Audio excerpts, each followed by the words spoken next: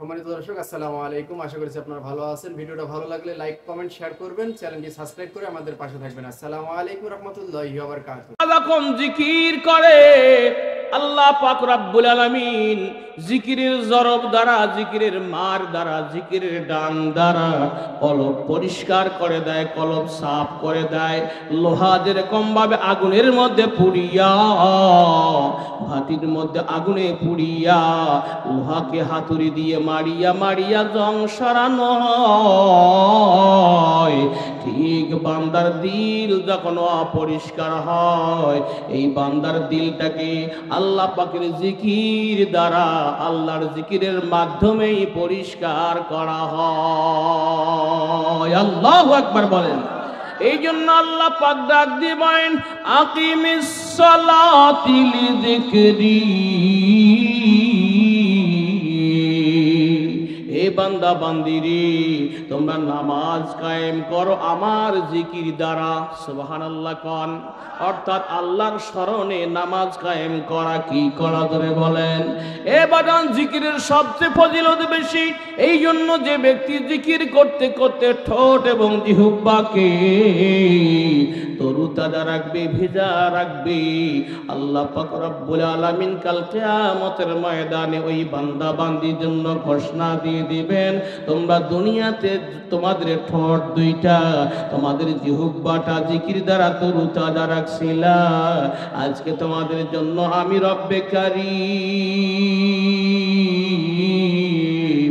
হাসতে হাসতে জান্নাত যাওয়ার পারমিশন দিলাম। আল্লাহু আকবার বলেন।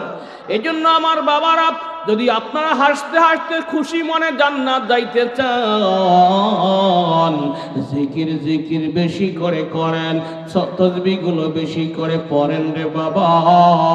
আল্লাহর নামের জিকিরগুলো বেশি করে করতে পারবো কি পারবো না? জিকিরের এত দাম, এত দাম। আল্লাহ পাক বলেন, ফাযকুরুনি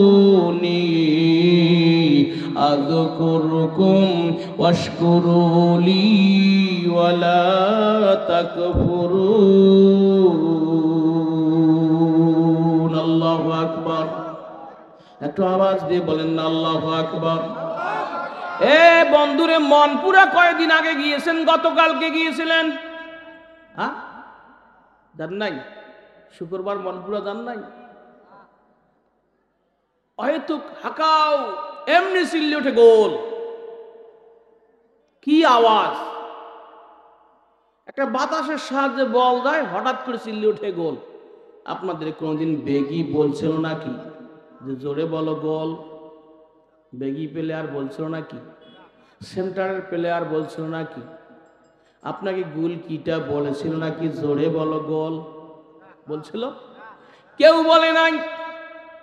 এ বাজান, ওয়াহিতুক আপনার বাঁশের নিচ দিয়ে, গোলের ভেতর দিয়ে যখন, এই ডাপের নিচ দিয়ে যখন বল চলে যায়, অটোমেটিক এমনি এমনি আপনার মুখ থেকে গোল বের হয়। হয় কি হয় না?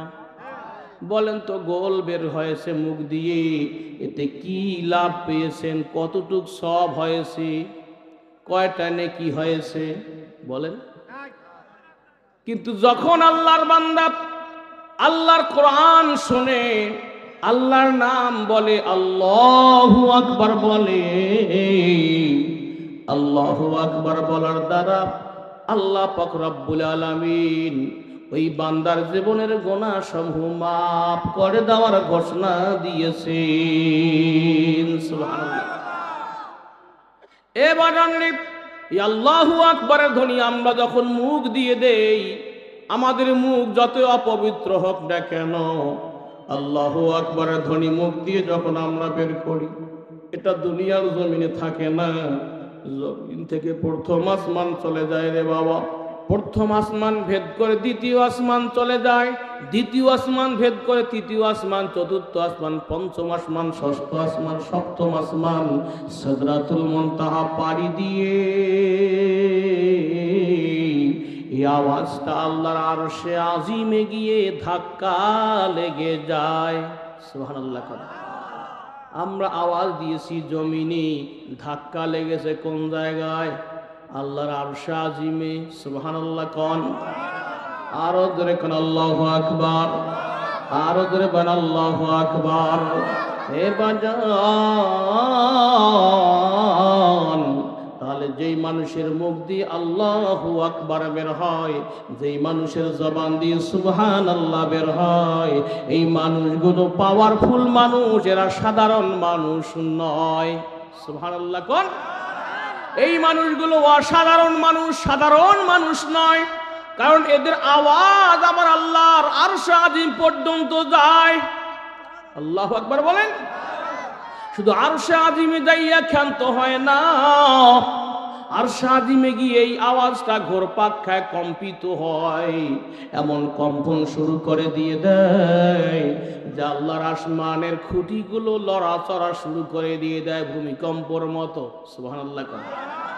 আল্লাহ কয়, ও আমার ফেরেশতা, বহনকারী ফেরেশতারা, কি ব্যাপার? আমার আরশে আজিম কেন করে লড়াচড়া? কি হলো আবার? আল্লাহর পাকের ফেরেশতারা ডাক দিয়ে বল, মাওলা, তোমার কিছু পাগল পারা বান্দা আর বান্দি তোমার কোরআন শুনিয়া তোমার আজমতের কথা, তোমার বরত্বের কথা শুনিয়া, তোমার কোরআনের তেলাওয়াত শুনিয়া আল্লাহু আকবার বলেছিল।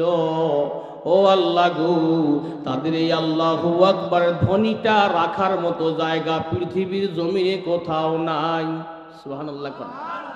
এই শব্দটা রাখার মতো জায়গায়, এত বড় শব্দ, এত বড় আওয়াজ পৃথিবীর জমিনে রাখার মতো কোনো স্থান নাই। প্রথম আসমানে রাখার মতো কোনো স্থান নাই, দ্বিতীয় আসমানে রাখার মতো কোনো স্থান নাই, তৃতীয় আসমানে এটা রাখার মতো কোনো স্থান নাই, চতুর্থ আসমানেও নাই, পঞ্চম আসমানেও নাই, ষষ্ঠ আসমানেও নাই, সপ্তম আসমানেও নাই, এমনকি সিদরাতুল মুনতাহা, যেখানে ফেরেশতাদের বর্ডার আর সামনে যাইতে পারে না, এই জায়গাতেও নাই। আল্লাহু আকবার কর। এই জন্য এই আওয়াজটা ভাসতে ভাসতে ভাসতে জমিন থেকে, পার্বতীপুরের সরকার পাড়ার জমিন থেকে, উত্তর পাড়ার মাথা থেকে এই আওয়াজটা ভাসতে ভাসতে ভাসতে ভাসতে তোমার আরশে আজিমে এসে ধাক্কা লেগেছে। আল্লাহ, আল্লাহু আকবার। বলে তারা কারা? এরা তোমার কিছু পাগল পারা বান্দা বান্দি। সুবহানাল্লাহ কর। যে ওরা কি জন্য একত্রিত হয়েছে, কোথায় একত্রিত হয়েছে, কি জন্য একত্রিত হয়েছে? ফেরেশতারা ডাক দিয়ে বলে, মালিক, ওরা সবাই তোমার আযাবের ভয়ে একত্রিত হয়েছে, তোমার মহাব্বতে, তোমার ভালোবাসায়। আল্লাহ পাক কয়, ও ফেরেশতারা, ওই বান্দা বান্দিরা কি আমাকে দেখেছে? আল্লাহ পাক বলেন, ও আমার ফেরেশতারা, তারা কি আমাকে দেখেছেন? আল্লাহর ফেরেশতারা কয়, আল্লাহ, তারা তো আপনাকে কোনো দিনও দেখেন নাই। যে আমার কথা তারা কোথায় পাইলো, আমার নাম তারা কোথায় শিখলো? যে পয়গম্বরের মুখ থেকে শিখিয়া বিশ্বাস করেছে, তাই তারা তোমাকে মেনেছে এবং তোমাকে ভালোবেসে তোমার নাম তারা আল্লাহু আকবার বলে ডেকেছে। আল্লাহ পাক খুশি হইয়া ডাক দেয়, ফেরেশতারা, তোমরা সকলে সাক্ষী থাকো যে বান্দা বান্দি আমাকে না দেখিয়া আমাকে আল্লাহু আকবার বলে ঘোষণা দিয়েছে, ওই বান্দা বান্দির আমি জীবনের গুনাহগুলো মাফ করে দিয়ে দিলাম। আল্লাহু আকবার বলেন। শুধু তাই নয়, ওদের জন্য জান্নাতের মধ্যে আমি মাকাম উঁচা করে দিয়ে দিলাম, মাকাম বাড়াই দিয়ে দিলাম। ধরে কোন আল্লাহু আকবার। উচ্চ আসনে আসীন করব তাদেরকে। আল্লাহ পাক এই ঘোষণা দিয়ে থাকেন। অতএব আমার ভাইরা, আল্লাহু আকবারের জিকির করা দরকার আছে না নাই? ওয়ালা যিকরুল্লাহ জিকিরুল্লাহি আকবার। আল্লাহ পাক বলেন আল্লাহু আকবারের জিকিরটাই হলো সবচেয়ে বড় জিকির। এই জন্য যখন নামাজের সময় হয়ে যায় মুয়াজ্জিন কান ধরে আল্লাহু আকবার মসজিদের মিনারায় উঠে এই আওয়াজ দিয়ে দেয়, জোরে কান আল্লাহু আকবার। এ বাজান যখন নামাজ শুরু করা হয় তখন ইমাম সাহেব কান পর্যন্ত হাত উঠাইয়া আল্লাহু আকবার কয়, তাকবীরে তাহরিমা বাদে। কথা বলেন। এ বাজান যখন রুকু করে, সর্বোচ্চ ইবাদতের স্থান রুকু, এই রুকুর সময় বান্দা যখন রুকুতে যায় তখনও আল্লাহর বান্দা এরকম আল্লাহু আকবার কয়। আবার সবচেয়ে সর্বশ্রেষ্ঠ ইবাদত সিজদা, আল্লাহর নিকটবর্তী হওয়ার জন্য সেই সিজদায় যখন বান্দা যায় তখনও বান্দা কি কয়? জোরে বলেন, জোরে বলেন। আল্লাহু আকবার কয়। আল্লাহু আকবার সবচেয়ে বড় জিকির, ওয়ালা জিকরুল্লাহি আকবার। আল্লাহু আকবারের জিকিরটা হলো সবচেয়ে বড় জিকির। এই বড় জিকির যারা করে তাদেরকে আল্লাহ বড় বানাই দিয়ে দিবে। সুবহানাল্লাহ বলেন। আমার বাজান রে, এই জন্য তো আল্লাহর একজন পয়গম্বর ছিল যার নাম আইয়ুব পয়গম্বর। কি পয়গম্বর? নাম শুনছেন নাকি কোনোদিন? আইয়ুব নবীর নাম কি শোনেন নাই রে বাবা? আইয়ুব নবী একজন জবরদস্ত নবী, কিন্তু তিনি রুগ্ন ব্যক্তি ছিলেন। 18টি বছর ধরে তিনি রোগী। যেমন তেমন রোগী না, ডায়াবেটিসের রোগী না, এবং হার্টের রোগী না, তিনি অন্য কোন রোগী না। এমন রোগ আল্লাহ পাক রব্বুল আলামিন তার শরীরের মধ্যে ফোড়া ঘা দিয়েছিলেন। কি ঘা? ফোড়া ঘা। চেনেন তো? ফোড়া ঘা দিয়েছিলেন। এই ফোড়া ঘা ফুটিয়ে রক্ত বের হয়েছে। যেই জায়গায় ঘাগুলো হয়েছিল ওই জায়গার শরীরের মধ্যে এরকম ভাবে পছন্দ ধরেছে। পছন্দ ধরার কারণে শরীরের মধ্যে দুর্গন্ধ সৃষ্টি হয়ে গেছে। আল্লাহু আকবার বলেন। এ বাবা, রোগ কে দেয়? জোরে বলেন, জোরে বলেন। রোগ আল্লাহ পাকই দেন। রোগ মাফ করেন কে? আল্লাহ পাকই রোগ মাফ করেন। আল্লাহ পাক ডাক দিয়ে বলেন, ওয়া ইদা মারিদতু ফাহুয়া ইয়াশফিন। জোরে করেন আল্লাহু আকবার। হে বাজান, যুবক বন্ধুরা, আল্লাহ পাক রোগ দেন, আল্লাহ পাক এই শেফা দিয়ে দেন। ফাহুয়া ইয়াশফিন, তিনি শেফা দেন ওয়ালা। সুবহানাল্লাহ কোন। এই জন্য ঔষধ খেয়ে দেখেন, মাঝে মাঝে দেখা যায় ঔষধ খালি ভাতের মতো খায় কিন্তু রোগ ভালো হয় না। কথা বলেন। এ বাজান, ভাত খাই নাই, ঔষধ খাইতে হবে। এই জন্য ঔষধের দোকানে সবচেয়ে ভিড়, সবচেয়ে জ্ঞান দাম বেশি হয়। কথা বলেন। ঔষধটা আমরা যখন খাই, খাওয়ার পরে ঔষধ যখন আমার পেটের মধ্যে যায়, যাওয়ার পরে ঔষধ আল্লাহর কাছে কয়, আল্লাহ আমি কি আমার ক্ষমতা প্রয়োগ করব? যদি হুকুম দাও তাহলে প্রয়োগ করব, হুকুম না দাও করব না। এই জন্য দেখা যায় অ্যান্টিবায়োটিক খাওয়ার পরেও বান্দার রোগ সরে না। কথা বলেন। ঔষধের কোনো ক্ষমতা নাই। ক্ষমতা কার? আরো জোরে বলেন। ক্ষমতা হলো আল্লাহর। এ বাজান, মাখলুকের কোনোই ক্ষমতা নাই। সব ক্ষমতা আমার খালিক সৃষ্টিকর্তা আল্লাহর। সুবহানাল্লাহ কোন। সব ক্ষমতা কার? আল্লাহর। এই জন্য বাবা, আগুনের কোনো ক্ষমতা নাই জ্বালানোর।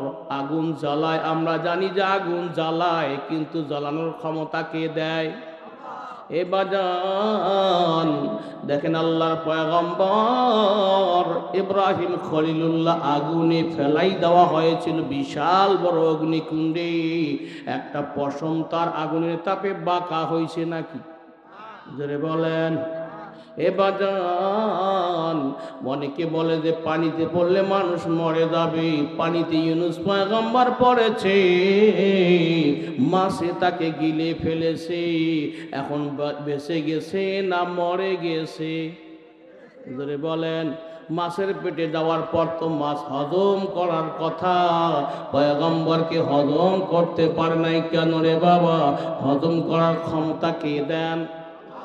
এই জন্য তো কখনো কখনো আমাদের বদহজমও হয়, কি হয় না? ধরে বলেন, বদহজম হয়, খাবার হজম হয় না। ঠিক তেমনি আল্লাহর পয়গম্বর ইউনূস আলাইহিস সালাম মাছে যখন গিলে ফেলেছে, আল্লাহর পয়গম্বরকে আবার মাছ যখন গিলে ফেলেছে, ওই মাছটাকে আরো একটা বড় শক্তিশালী মাছ এসে গিলে খেয়ে ফেলেছে। দুইটা মাছের ভেতরে তিনি প্রবেশ করেছেন, একটা মাছও একটা মাছকে হজম করতে পারে নাই। জোরে কান আল্লাহু আকবার। এ বন্ধু, দ্বিতীয় মাছ প্রথম মাছটাকে হজম করতে পারে নাই, আর দ্বিতীয় প্রথম মাছটা আবার পয়গম্বরকে হজম করতে পারে নাই। 40 দিন পর দেখা গেছে সমুদ্রের কিনারায় গিয়ে মাছ তার পেট দিয়ে উঁচাই গিয়ে লাফালাফি শুরু করে দিয়েছে, পয়গম্বরকে ওগলাই দিয়েছে, বমি করে দিয়েছে।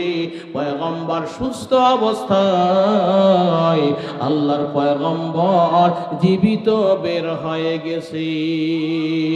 বলো লা ইলাহা ইল্লাল্লাহু মালিকে রব্বানা, তোমার নামে চালি সারা দুনিয়া। বলো লা ইলাহা ইল্লাল্লাহু মালিকে রব্বানা,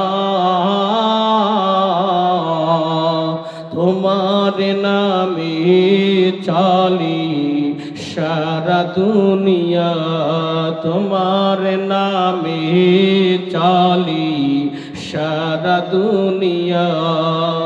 ও নামে ইব্রাহিম খলিল 40 দিন ছিলেন তিনি আগুনের ভিতর।